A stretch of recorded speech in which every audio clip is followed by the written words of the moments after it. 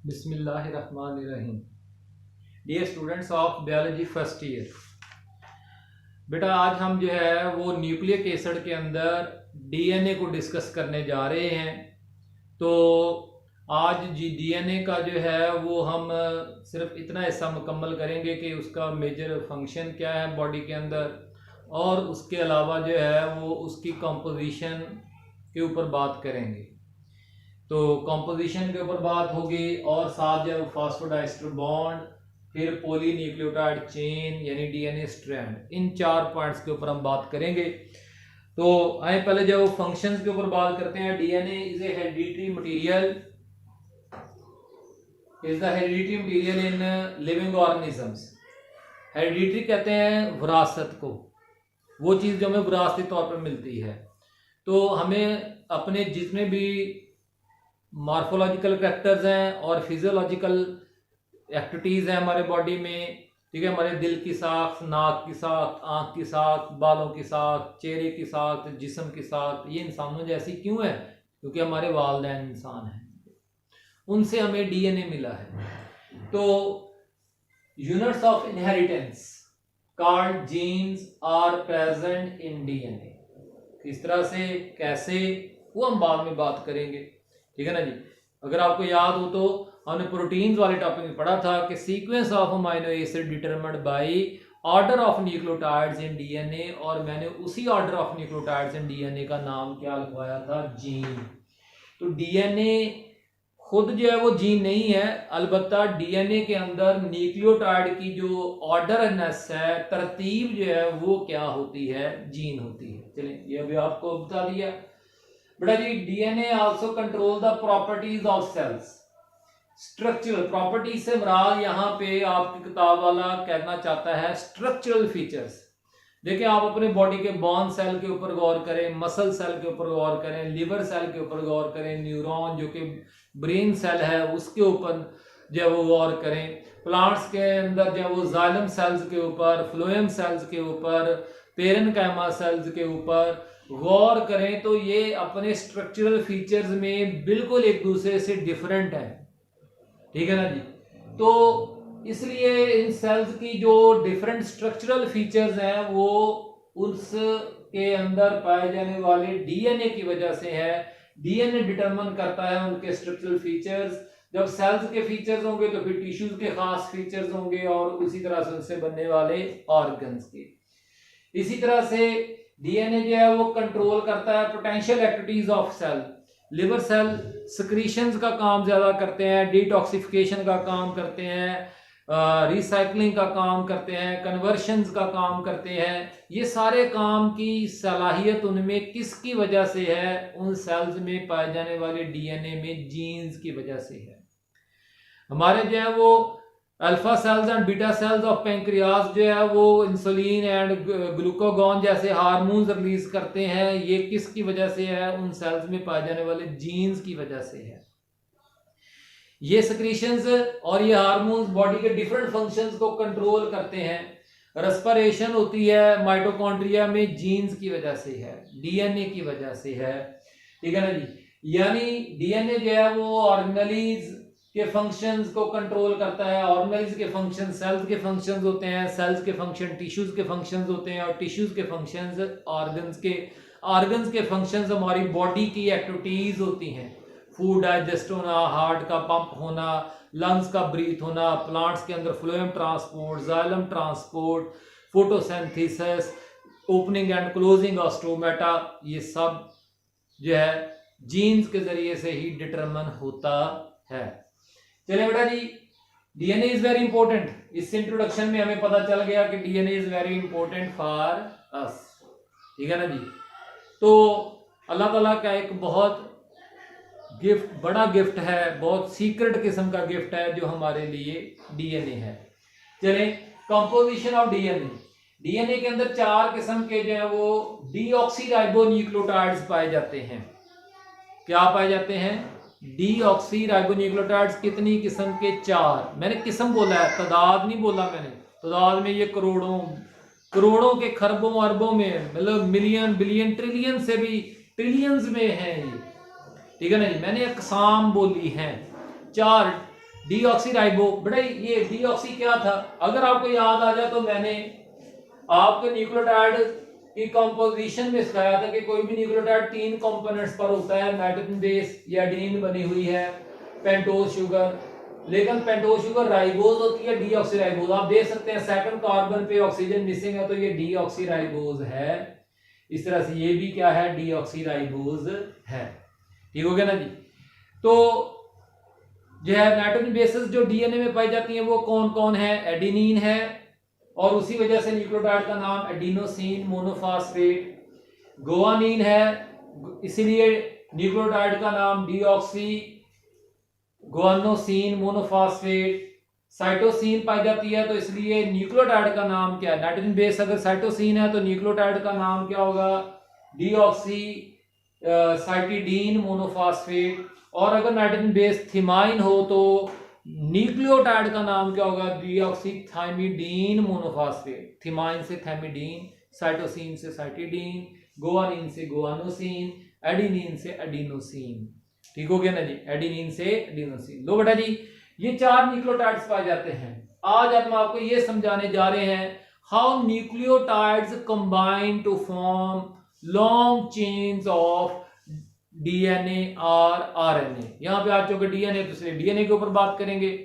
बड़े पिछले लेक्चर में हमने आपको यह सिखाया था कि how components of nucleotides form a nucleotide, 1 nucleotide कैसे बनाते हैं। आज हम आपको यह सिखाने जा रहे हैं 2 या 2 से ज्यादा न्यूक्लियोटाइड्स आपस में लिंक कैसे होते हैं। They are linked, these nucleotides are united with one another through phosphodiester bond। phosphodiester bond, आज पहले आपको फास्फोडाइस्टर बॉन्ड सिखाता हूं, फिर उसकी डेफिनेशन रिवाइज करवाता हूं। जरा देख रहे, ये पूरे का पूरा एक nitrogen base, deoxyribose sugar, phosphate, एक न्यूक्लियोटाइड, कार्बन 1 पे नाइट्रोजन बेस लगी हुई है, कार्बन 5 के ऊपर जो है, कार्बन 5 के ऊपर फास्फेट लगा हुआ है। दूसरा न्यूक्लियोटाइड, एक न्यूक्लियोटाइड ऊपर लाइन के ऊपर है, एक न्यूक्लियोटाइड लाइन के नीचे है। अभी थोड़ी देर में मैंने ये लाइन खत्म कर देनी है। फिर कार्बन 1 पे कौन लगा हुआ है, नाइट्रोजन बेस, कार्बन 2 डीऑक्सीराइबोज वाली है, कार्बन 3 पे हाइड्रोक्सिल है, कार्बन 4 पे, फिर कार्बन 5 पे फास्फेट लगा हुआ है। अब होता ये है कि बेटा जी, जब हम इसको मैंने फास्फेट बना दिया है, बेशक इसको फास OH लगा लें तो ये इसका नेगेटिव चार्ज खत्म हो जाएगा, क्योंकि फास्फोरिक एसिड एक्वस मीडियम में आयोनाइज करता है और फास्फेट बनाता है। ये बात पहले समझा चुका हूं जी। तो बेटा जी अब क्या होगा, एक न्यूक्लियोटाइड का 3rd कार्बन पर पाए जाने वाला, किस कार्बन पे, 3rd कार्बन पे पाए जाने वाला हाइड्रोक्सिल दूसरे न्यूक्लियोटाइड के 5वें कार्बन पर पाए जाने वाले फास्फोरिक एसिड के हाइड्रोक्सिल के साथ रिएक्ट करेगा। रिएक्शन में हिस्सा लेना है 2 हाइड्रोक्सिल ने, लेकिन दोनों हाइड्रोक्सिल्स की कैटेगरी डिफरेंट है। एक कहां से आ रहा है, पहले न्यूक्लियोटाइड के 3rd कार्बन के हाइड्रोक्सिल से, ठीक है ना डी, और दूसरा जो है वो फास्फोरिक एसिड जो कि दूसरे न्यूक्लियोटाइड के पेंटोज शुगर के कार्बन 5 पे मौजूद है। जब ये आपस में रिएक्ट करेंगे, इधर से H इधर से OH, तो नतीजतन क्या हो जाएगा, एक वाटर का मॉलिक्यूल बाहर निकल जाएगा, आउट। ठीक हो गया ना जी। तो यहां पे देखें ना जी, इधर ऑक्सीजन का बॉन्ड खाली हो जाएगा और इधर इधर ऑक्सीजन का बॉन्ड खाली हो जाएगा और इधर कार्बन का बॉन्ड खाली हो जाएगा। ये आपस में एक और बॉन्ड बना लेंगे। ये कार्बन है, हमने पहले ही, मैंने आपको पिछले लेक्चर में सिखाया था कि ये COP बॉन्ड क्या होता है, इसे हम कहते होते हैं फास्फोएस्टर बॉन्ड। क्यों कहते होते हैं, मैंने आपको ये बात सिखाई थी कि जब अल्कोहल, OH अल्कोहल और एसिड आपस में रिएक्शन में हिस्सा लेते हैं तो रिजल्टेंट बॉन्ड कौन सा होता है, ईस्टर बॉन्ड। बिल्कुल यहां पे भी वही हुआ है। तो ईस्टर बॉन्ड, ये भी देखिए, ये भी एक ईस्टर बॉन्ड है, ये भी एक ईस्टर बॉन्ड है। मैं जरा इसको, ये भी एक ईस्टर बॉन्ड है और एक ईस्टर बॉन्ड और बन गया है। एक ईस्टर बॉन्ड पहले से मौजूद था, एक ईस्टर बॉन्ड और बन गया है। तो इसलिए अब इस पूरे बॉन्ड को COPOC, ये 5वां कार्बन है, ये तीसरा कार्बन है, ठीक है क्या नहीं, मैंने बीच में से निकाल लिया है। तो इस पूरे बॉन्ड को हम क्या कहते हैं, फास्फो डाई एस्टर बॉन्ड, क्योंकि अब दो एस्टर बॉन्ड हो गए हैं ना, एक पहले से मौजूद था, एक और बन गया, फास्फोडाइएस्टर बॉन्ड। इस फास्फोडाइएस्टर बॉन्ड के जरिए से क्या हो गया है, न्यूक्लियोटाइड 1 न्यूक्लियोटाइड 2 के साथ लिंक कर गया है। और अगर आप गौर करें तो कार्बन 3 पे वही फ्री हाइड्रोक्सल मौजूद है जिसने रिएक्शन में हिस्सा लिया, तो वो इस एंड पर मौजूद है, और इस कार्बन 5 पर वो फास्फेट मौजूद है जिसने रिएक्शन में हिस्सा लिया था। स्टिल इसका मतलब इधर एक और न्यूक्लियोटाइड ऐड हो सकता है और इधर एक और न्यूक्लियोटाइड ऐड हो सकता है। ये बात हम बाद में करते हैं, पहले फास्फोडाइएस्टर बॉन्ड की डेफिनेशन मुकम्मल कर लें। फास्फोडाइएस्टर when hydroxyl add carbon 3 of pentose sugar, यहां पे जो हाइड्रोक्सल था of one nucleotide reacts with hydroxyl, वो अगले हाइड्रोक्सल के साथ रिएक्ट करता है of phosphoric acid add carbon 5 of pentose sugar of another nucleotide. A phosphodiester bond is formed between two nucleotides, दो न्यूक्लियोटाइड्स के दरमियान में with release of water के रिलीज होने के साथ is called phosphodiester bond। ये बड़ा हो गया, ये बड़ा इंपॉर्टेंट शॉर्ट क्वेश्चन है और आपको ये डायग्राम बनानी है बगैर लेबलिंग के, सिर्फ फास्फोडाइएस्टर बॉन्ड को लेबल कर दें, ये सर्कल लगाने की जरूरत नहीं है, ठीक है ना जी। फास्फोडाइएस्टर बॉन्ड में मैं इसको आपको एक मुख्तसर वाली भी बना के दिखाता हूं, ठीक है ना जी, मुख्तसर वाली पहले बना के दिखाता हूं फिर आगे बात करते हैं जी। ये डायग्राम आपने बड़ा याद कर लेनी है। देखिए अब मैंने क्या कर दिया है, उसी डायग्राम को मुख्तसर कर दिया है आपकी आसानी के लिए। अगर आपको मसलन क्वेश्चन आ जाता है short question, define and explain फास्फोडाइएस्टर bond, ये डेफिनेशन लिखनी है और ये डायग्राम। पहला न्यूक्लियोटाइड अब एडेनिन ए बन गया ना, गुआनिन जी बन गया, बाकी सारा कुछ वही है। तो देने सीओपी बॉन्ड, सीओपी इस जिसको मैंने अंदर सर्कल कर दिया, ये कौन है, फास्फोडाइएस्टर बॉन्ड है। तो बेटा जी फास्फोडाइएस्टर बॉन्ड जब वो इस तरह से लिंक करते रहते हैं तो वो बन जाता है। अब जरा ये डायग्राम को मैं मजीद फैलाऊंगा तो अब काम की तरफ आ जाते हैं। टू न्यूक्लियोटाइड ज्वाइन, क्या शुरू हो गया, polynucleotide chain, to link, देखिए याद रखें, through in link in a specific sequence to form, page 32 पे पढ़ रहा हूं कि these nucleotides are united with one another through phosphodiester linkages in specific sequence, खास सीक्वेंस। ये स्पेसिफिक सीक्वेंस जो है ना वो बहुत अहम है, स्पेसिफिक सीक्वेंस, क्योंकि ये स्पेसिफिक सीक्वेंस ही तो असल में कौन है, जीन है, जिन्हें जीन है, जेनेटिक कोड है, ठीक है ना जी, हेरिडिटरी इंफॉर्मेशन है, जेनेटिक इंफॉर्मेशन है, इसके लिए इस तरह के नाम बोले जाते हैं। To form long chains known as polynucleotide chains. तो बड़ा जी मसलन two nucleotide join together to form dinucleotides, अगर दो मिल गया तो ये एक डाइन्यूक्लियोटाइड मैंने आपके सामने बनाया हुआ है, ठीक है ना जी। तीन मिलते हैं तो ट्राइन्यूक्लियोटाइड। मसलन डाइन्यूक्लियोटाइड की एक एग्जांपल दी गई है, nicotinamide adenine dinucleotide abbreviated as NAD is an example of dinucleotide. It is an important coenzyme. NAD एक coenzyme है that is involved in several oxidation and reduction reactions in cell. तो बड़ा जी आप अगर गौर करें तो एक अंदाज हम दे सकते हैं, इधर देखिए ये 3 प्राइम है ना, यहाँ पे इस एंड को मैं क्या कर दूं 3 प्राइम, और इस एंड को जिधर 5 कार्बन पे CH2 5 कार्बन, ये 5th कार्बन है, 5th कार्बन पे फास्फेट मौजूद है, तो ये हमेशा 3 प्राइम 5, हम इसे prime for important position factor, ठीक है ना जी। तो 5 प्राइम पे फ्री फास्फेट मौजूद है, ठीक हो गया ना जी। 5 प्राइम पे फ्री फास्फेट मौजूद है जो कि अगले न्यूक्लियोटाइड को ऐड कर सकता है, और 3 प्राइम पर यानी 3rd पोजीशन पे क्या है, इस डाइन्यूक्लियोटाइड चेन में क्या मौजूद है, फ्री हाइड्रोक्सल है। तो आप इस चेन को जितना मर्जी लंबा कर लें, देखें आप इसको जितना मर्जी लंबा कर लें, इसमें अब कोई इशू नहीं है। तो मैं जरा करके आपको दिखाता हूं, मसलन sugar sugar sugar sugar sugar, 1 2 3, याद रखें ये डीऑक्सीराइबोज शुगर मैंने बनाई है, ठीक है ना जी। अब मैंने डीऑक्सीराइबोज शुगर के भी रिंग बनाने की बजाय, डीऑक्सीराइबोज शुगर के रिंग बनाने की बजाय उनको मैंने ये काम कर दिया है, एस का नाम दे दिया, एस सिंबल दे दिया।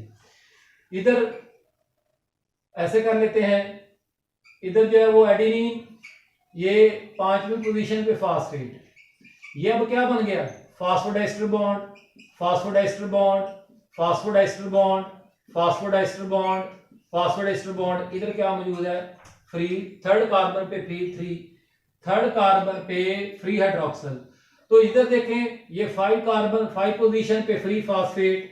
तो अब मैंने कितने न्यूक्लियोटाइड जोड़ दिए हैं, 1 2 3 4 5, हर एक के पास गुआनिन, साइटोसिन, ये थिमाइन आ गई, फिर ये गुआनिन आ गई, इस तरह से।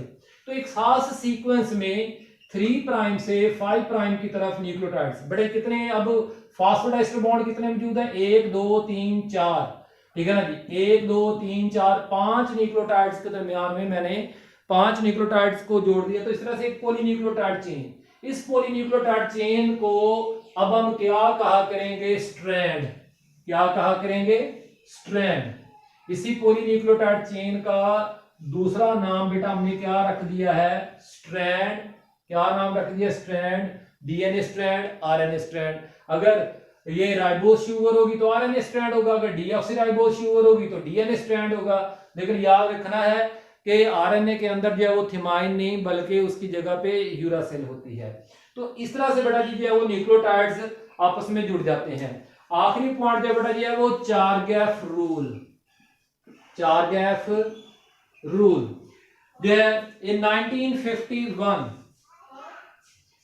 चारगैफ रूल जो है 1951 में Chargaff provided data about the ratios of different bases nitrogen bases. किसी एक डीएनए के मॉलिक्यूल में नाइट्रोजन बेसेस जो पाई जाती हैं उनकी आपस में क्या रेशियो होती है, उसके मुतालिक एक डाटा, एक इंफॉर्मेशन दी, और उस इंफॉर्मेशन को क्या कहते हैं, चारगैफ रूल। उसकी स्टेटमेंट आपकी किताब में कुछ लिखी है कुछ इस तरह से, दैट एडेनिन, यहां से ये शुरू हो जाता है Chargaff rule, adenine and thymine are equal in ratio and so are guanine and cytosine, cytosine। यहां तक बेटा जी ये चारगैफ रूल की डेफिनेशन है। और टेबल 2.2 जो है वो आपको याद करना है, टेबल 2.2 आपको जो है वो याद करना है। बस इस तरह से याद ना करें कि वो वैल्यूज आपको हम याद, लेकिन जरा समझ लें, बेशक ना याद करें, चलो मैं लिख देता हूं, याद नहीं याद करना लेकिन समझना है, क्या है, इसको समझना है।